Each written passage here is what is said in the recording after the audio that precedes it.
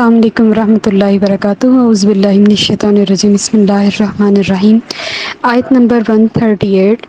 حاذا بیان، یہ ایک بیان ہے، یہ دیکھیں حاذا یہ اور بیان کتنا قریب ترین ہے، للناس لوگوں کے لیے، وہدن اور ہدایت ہے، وموعظۃ اور نصیحت ہے، للمتقین پرہیزگاروں کے لیے۔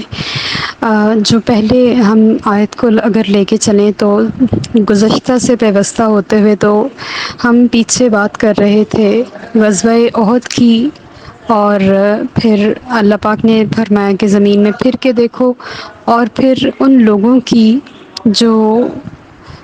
تنگ دستی میں اور خوشحالی میں خرچ کرتے ہیں اور اپنے غصے کو کنٹرول کرتے ہیں۔ تو اللہ تعالیٰ فرما رہے ہیں یہ ساری باتیں حق کی ہیں، بیان حق ہے، اور اس میں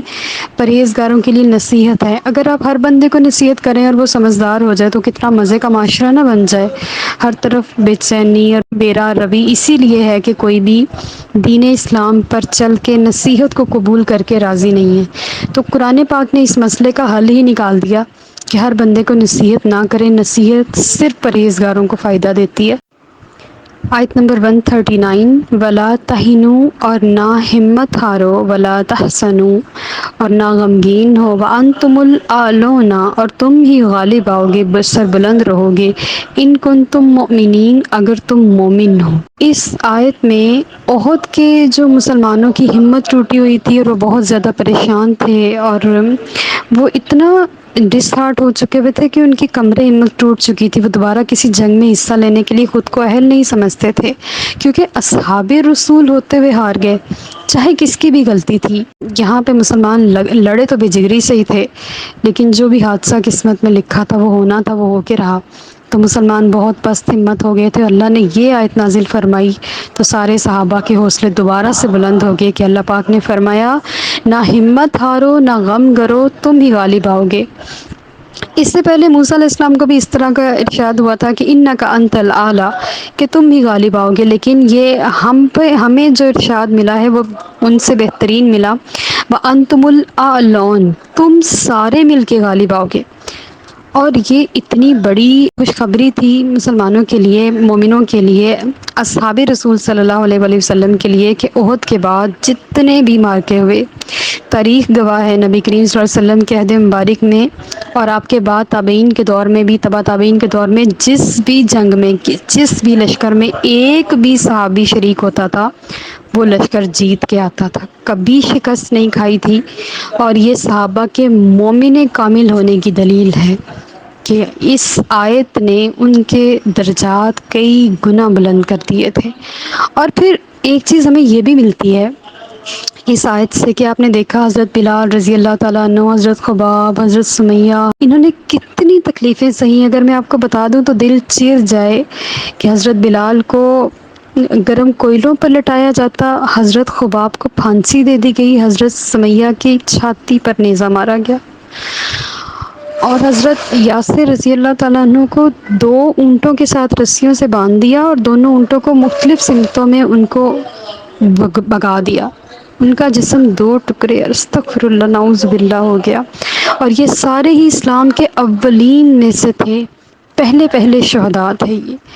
اور انہوں نے یہ سارا کچھ خود سہا ہے۔ تو اللہ تعالیٰ نے مسلمانوں کے حوصلے بلند کرنے کے لیے یہ آیت نازل فرمائی۔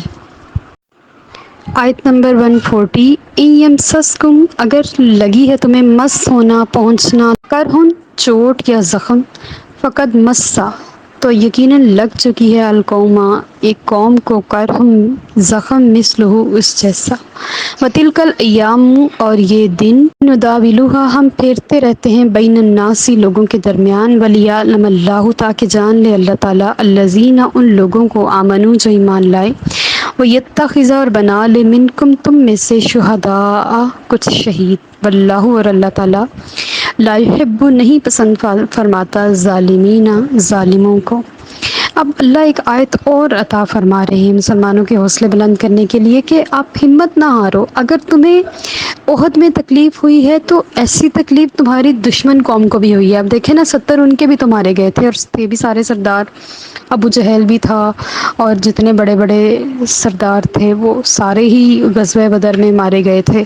تو اللہ تعالیٰ حوصلے بلند فرما رہا ہے کہ اگر تمہیں عہد میں تکلیف ہوئی ہے تو ان کو بدر میں تکلیف ہوئی ہے، اور ویسی ہی ہوئی ہے۔ یہ لوگوں کے لیے دن ہے، اللہ تعالیٰ کے تو سارے ہی بندے ہیں، تو کبھی آج ان کی جیت ہے تو ہماری ہار ہے، کبھی کل ہماری جیت ہوگی اور ان کی ہار ہو جائے گی۔ لہٰذا یہ اسپورٹس مین شپ ہونی چاہیے، کبھی کوئی جیت جاتا ہے کبھی کوئی ہار جاتا ہے، لیکن انسان کو اپنا حوصلہ نہیں پست کرنا چاہیے، اور دوسرے کے اوپر دوبارہ سے غالب آنے کے لیے نئی سرے سے کوشش کرنی چاہیے۔ یہ زندگی میں بھی ہمارے ساتھ ایسا ہے کہ اگر آج کوئی جیت گیا ہے کسی بھی معاملے میں، کھیل کے میدان میں نہیں، تعلیم کے میدان میں چلیں، کسی بھی قسم کے میدان میں، بچوں کی تربیت کے میدان میں، گھر کے ماحول میں، آفس میں، کسی تجارت میں، کہیں بھی کوئی آج جیت گیا ہے تو کل کو ہم بھی جیت سکتے ہیں۔ اللہ تعالیٰ نے جیت ایک بندے کا مقدر تو نہیں نہ رکھی کہ ہمیشہ وہی جیتے گا۔ تلک الایام نداولها بین الناس، یہ ہمارے لیے بہت بڑی اللہ تعالیٰ کی طرف سے خوشخبری ہے کہ یہ دن اللہ تعالیٰ پھیرتا ہے، آج تمہارے کل ہمارے، تو اس میں ہمت نہیں ہارنی چاہیے، اللہ تعالیٰ وہ دن واپس لوٹا بھی سکتا ہے۔ اور یہ سب کچھ ہونے کا مقصد یہ تھا تاکہ اللہ تعالیٰ جان لے کہ مومن کون ہے اور شہید کون ہوتا ہے۔ اب مومن کون ہے کہ کون بے جگری سے لڑتا ہے، کون اللہ کی راہ کے لیے لڑتا ہے، شہید ہونے کے لیے لڑتا ہے، اور یہ بھی دیکھ لیں کہ منافق کون ہے۔ تو آپ نے دیکھا عبداللہ بن ابی 300 لوگوں کو لے کر الگ ہو گیا تھا،